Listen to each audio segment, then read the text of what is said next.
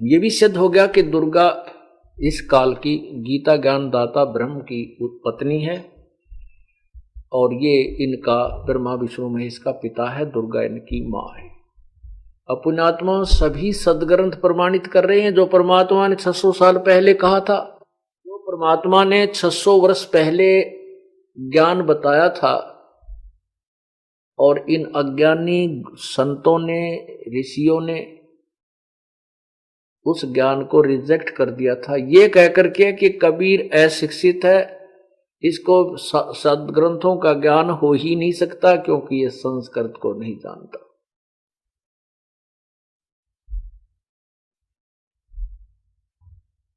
उसमें हम अशिक्षित थे, हमारे पूर्वज अशिक्षित थे और ये बात उन अज्ञानियों की जो है कि कबीर साहब ज्ञान वेदों और सदग्रंथों, पुराणों को और गीता जी को नहीं जानते, या सिरे चढ़गी या पक्की जचगी कि ये तो बात सही है कि कबीर साहब अशिक्षित है, ये वेदों और गीता और पुराणों को नहीं जानते। और पुण्यात्माओं, वेद खुद कहते हैं कि विद्वान और अविद्वान के विषय में तो वो तत्वदर्शी संत बताएगा, केवल अक्षर ज्ञान प्राप्त कर लेने से वो विद्वान नहीं होता। भाषा की एक भाषा विशेष के जान लेने से वो विद्वान या महर्षि नहीं बन सकता, क्योंकि भाषा का काम तो अपने विचारों को दूसरे तक पहुंचाना है। वो कोई भी लैंग्वेज हो, चाहे सिंपल लैंग्वेज हो, अपनी क्षेत्रीय भाषा हो, लेकिन ज्ञान वही हो। अब जो कथाएं, जो पुराणों में श्री मद भागवत सुधा सागर में जो कथाएं थी, उन्हीं कथाओं को सुनकर सांगिया ने सांग बना लिए थे और वो एक कथा देसी भाषा में अपने लोकल लैंग्वेज में और खूब सुंदर तरह समझा दी।